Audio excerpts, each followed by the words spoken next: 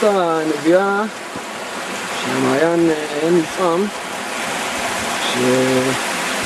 שנשפך בנחל בית העמק, נחל יצהר ליד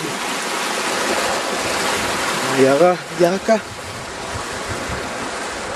מסתכלים טוב באמצע, אפשר לראות את הנביאה של המים ממש, התפרצות של המים.